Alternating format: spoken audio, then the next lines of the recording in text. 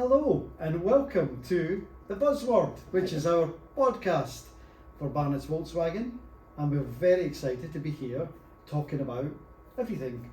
Everything electric today, really, isn't it? Yeah, which is really strange for us because we are actually petrol heads.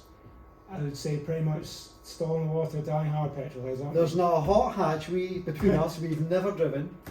Yeah, I'd say that's pretty fair. Perhaps crashed as well. Anyway, that's a different matter. So, motorcycles, cars, sports cars, supercars, we're into everything really, aren't we? Everything and everything between. You can talk about your car collection actually. You've got quite an eclectic range at the moment, don't you? Quite a car history as well. I have a very interesting car history actually, but I would say that this is an exciting time because I, as you know, have ordered my first ever EV. Oh, yeah, I know. I'm mega excited to see this. It's not far away. So most of my friends thinking, oh, why are you buying an EV when you've got what you've got? So currently I've got a 2022 Porsche Spider, PDK, not the manual because I really want the PDK this time, so 4 litre, naturally aspirated, in a great colour, shark blue. I really think it's a colour that Volkswagen should have in the range. Beautiful car. I'd probably charge about £1,000 for. So I have that, which is nearly my number one car, but I also have a McLaren 600 LT Spider, which I adore. It's been super reliable so far, and it's just so basic and fast, and I do track these in that car and the Porsche as well. But when you tell your friends, I've got something coming that's powered by batteries, and it's going to turn as many heads, I think more heads than the Porsche, it might be the same as the McLaren, so they're actually all very, very excited to see it. I have to admit, it wasn't what I expected. When we first had that conversation about your order, it was a bit of an unusual one for me. What made you think about it? Well, do you know, when I look back, I remember when I think it was called the Bewley concept car was released in about 2010. And I remember, yeah, it was. Time flies, and I remember as a team, the sales team in the showroom going, I wish the Touran looked like that. It'd be so good if a Touran looked like that. And we all thought it was really cool. And then it kind of disappeared, like Volkswagen do with concept cars, and they usually come down the line watered down. But 7 years later, out comes the ID Buzz concept, and we're like, wow. They'll never build it, but if they did, I would buy one. And I guess I have. And I'm very excited. From the moment we saw those first spy shots, and then when we saw the cars, we went over to Germany, the first instances of them, the car looked amazing, didn't it? Yeah, it's to me, it's everything that we should do about an electric Volkswagen, and I think it's going to be so good for the brand. In fact, I've got this little plan that when I get it, I'm going to put a GoPro in it, park it somewhere, and just get the video on a time lapse or normal video and see how the reaction of people walking past the car. Yeah. And I think I'll put it on our Facebook page or something like that, just to see. So it's been quite a good experience so far actually. Being involved in ordering one as I think what they called an early adopter or a pre-booker. Pre-bookers, yeah. So I had my money in there, and I'm really super excited to get it. Had to be yellow. Of course. So lime yellow with I think candy white, is it? Yeah. For the top? Yeah. Lush. I mean, and I really need one because I am an empty nester, so I need a car that big. I have a very small dog, but he's a bit fat. and you know, it's just one of these things, but I'm really excited about the car. And I've thought about my own lifestyle, and can I live with an electric car? And it's an absolute yes, because my daily drive to work and back is 6 miles each way. Mm-hmm. Yeah. So that's not going to present any problems. The furthest to go now in the car seems to be about Glasgow, Edinburgh, which is 70 to 90 miles. Yeah.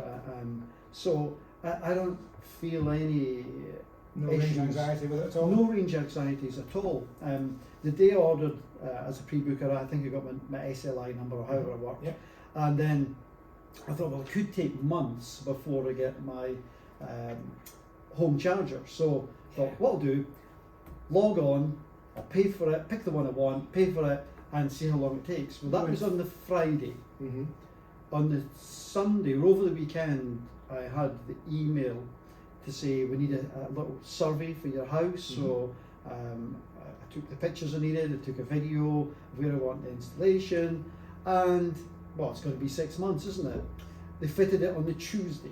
So I ordered it on the Friday, paid for it on the Friday, did the survey on the Sunday. And you know, I think the thing for me buying, I wanted the first edition because I think today's spec of cars is super important. Yeah, you know, and many a good looking car is ruined by a set of alloy wheels. So I was going to actually say to you, if you could pick an option on, say, an ID4, ID5, and you can only put one option into your PCP, what would you be picking today? It's an easy answer. 21-inch Narvik alloys on our ID5, our demonstrator car that we first got. Standard car, black, nothing wrong with the car, looked nice.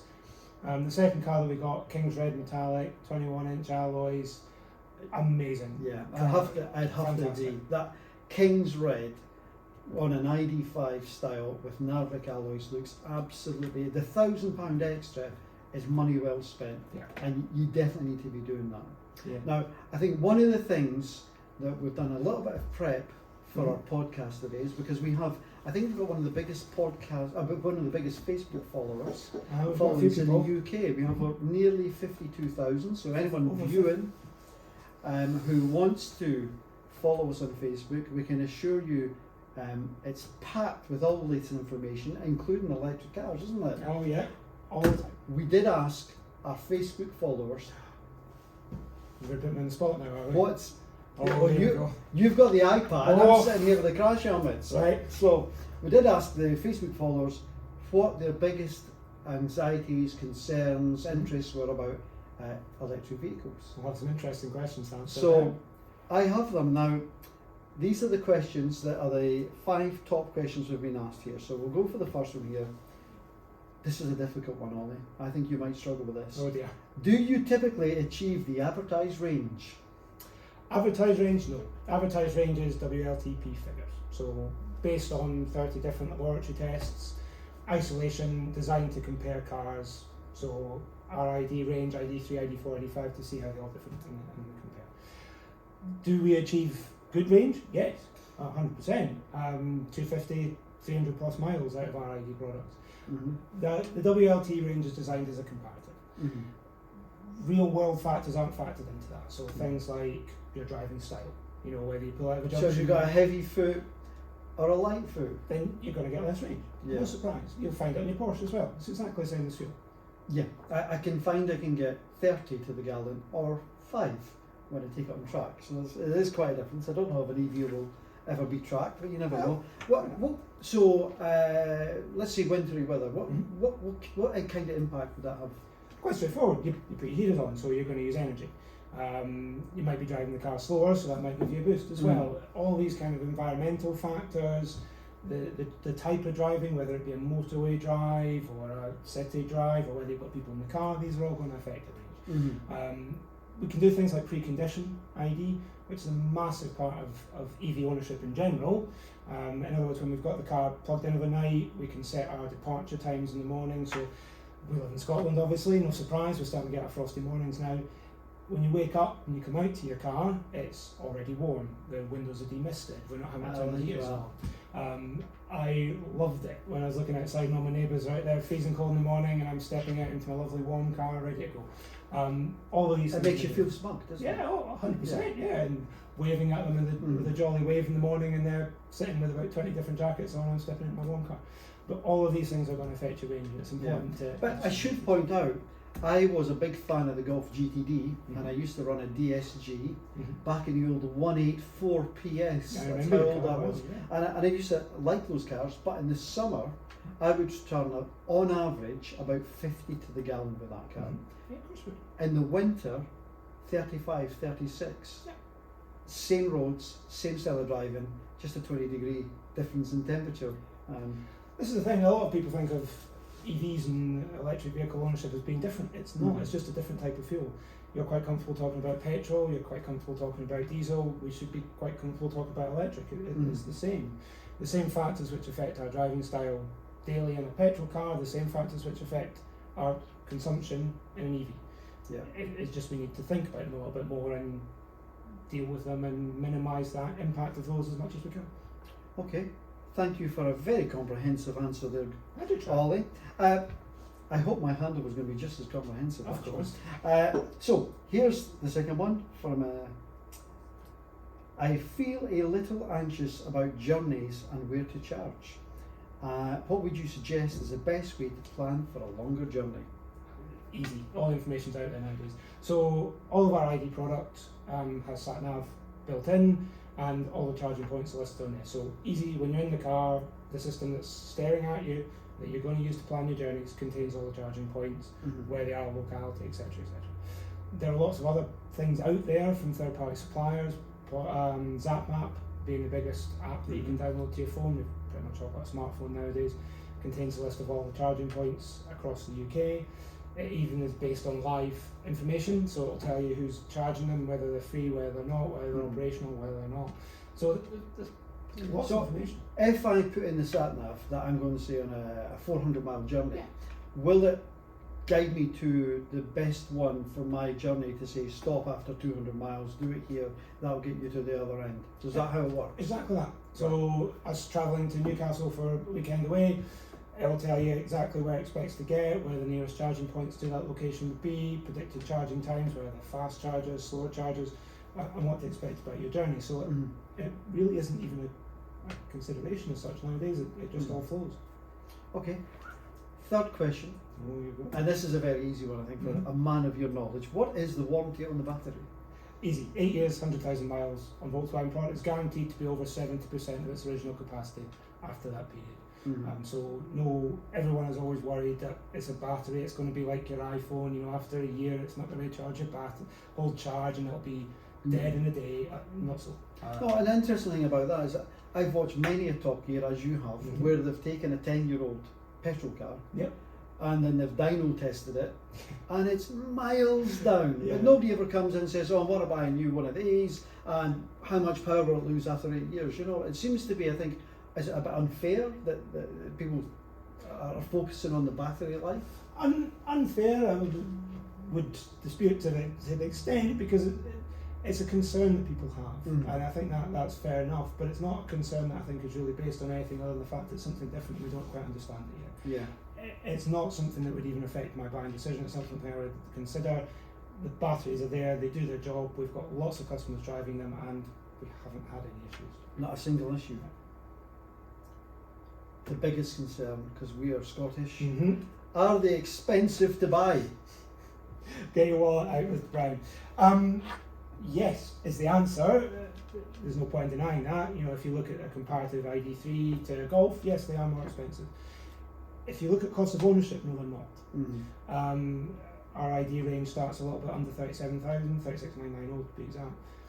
When you actually factor in the cost of owning one of these cars, the cost of fuel, the cost of road tax, the benefit in kind if you're a company car user at 2% currently, zero road tax, zero congestion charges, no they're not. I had an interesting comparison, actually, real live example here with a customer a week or so ago, looking at an ID3, looking at a Passat, and it worked out that the Passat was about £33 a month, the ID3, was £33 a month cheaper to buy and own over the course of a 4-year, 10,000 mile contract. The car is £5,000 less expensive with the Passat, but it actually worked out cheaper per month for the customer. And I think in 4 years' time, on the used car market, that I think the battery powered electric cars, Volkswagen are usually pretty conservative with the residual values, and I think these ones might have a little bit more equity than what an equivalent diesel or petrol car might have back in the future. So I think actually the gap will be bigger going forward, so for sure. 100% agree with the way that the EV market's changing. I mean, what was it, 18.6% rise in EV ownership purchasing last year? It's going to be a massive conversation that we have. If we're having it now, and obviously we need to by 2030, the more and more people are going to be making that switch, and the used car market's going to see a residual value jump out. Yeah, now here's a question, I don't know who wrote this one in, but does it take days to fully charge? I probably would if you're from a 3 amp or... Yeah, a day. No, it doesn't. We have this conversation every day in the showroom. People are going to have a worry about that because they see a lot of misinformation in the press. Okay, so real life, my ID buzz, I've got 20% left. Yeah. I want to get it to 80. and I can find the fastest charger it takes, because I think it's quite good at this. Mm-hmm. How's it long is it going to take my car to get from 20 to 80? Like half an hour. Half an hour. Not That's really still being a effective. queue at Starbucks. It's a coffee and a muffin. It's a wander around the shop. It's not even a consideration for the majority of folks. The exact answer to your question, most folks will charge overnight, so 12 hours on the slowest charging that you can get at home, 7 kilowatt charger. Slightly less on the 11 kilowatt obviously, but it can be as little as half an hour. So again, it's not really a conversation. I don't feel that I'm going to charge mine every night, because if I'm doing 12 miles a day, then, I mean, if I had a petrol pump at home, I wouldn't be topping up after doing 12 miles. You know, I'll let it come down a bit. I'll not go past the 80% on the charge when I'm fully taken up to the max. Point that 80% is where we like to keep it for prolonged battery life. You can have a set 100% for your longer journeys, but that's what people do. I ran an ID3 for a week. I didn't charge it. It got left 80% when I drove it away from here. I live just in Bright Ferry along the road, not much more distance from you. The average commute in the UK is 26 miles nowadays, so you know, these cars can do 250, 300 miles. You know, you can run the car for a week. You'll never be charging it on a nightly basis. You can if you wish. You don't have to. It'll do a week's journeys without considering it. Yeah, no, I totally agree. I just think it seems bonkers to be having it plugged in every night. There's no need. No. You know, let it come down. Do your battery some service. You hit the nail on the head. You don't fill your car up as soon as you use 10 miles of range. So you charge your ID for 12 hours when it's at 50 miles. Yeah, absolutely. I mean, what would you get? 2 litres for £10 these days? I know it's not as bad as that. It's not far off nowadays, is it? And this is somebody very pessimistic here. There's nowhere to charge. How do you charge locally? Again, it's like when you buy a new car. You go out and you look around and all of a sudden you see the car everywhere. Charging is much the same. We've not been looking for them for years. Dundee has actually got the highest percentage of charging points per head of population in Scotland. We're way ahead of the game. The charging points are everywhere. We've got them just along the road, we've got them on our site here, they're along at the DNA Museum. It's not really too much of an issue. Tesco, obviously, with a partnership with PodPoint, every Tesco car park nowadays has got charging points in it. So if I plug in at Tesco's, do I get it for nothing? Yes. No, not now, you don't used to. That's, but now, that's a shame, isn't it? Because I'm might be skint. You plug it in here, you'll charge it. We'll never know it's on the electric bill. Yeah, in fact, do you know, my wife Terry, you know how fussy she is on cars. She's actually excited about this car, which is the first time ever she's been excited about any car. Actually. Quite particular about her car. Very particular about her car, and not her parking. Not her parking? Yeah, parking's not as good. Because she runs over my grass, much too. But anyway, that's what grass is there for, isn't it? Lucky we're not filming this, and she's never going to know about that. No, she's never going to watch this. No. She's never going to watch this. We'll keep it between you and me. Yeah, okay. So, Ollie, it's been a pleasure. Likewise. Thanks everybody for tuning in. We're thoroughly enjoyed this. Yeah. And episode 2 will be back next week. Hopefully see you again soon. Bye. Bye-bye.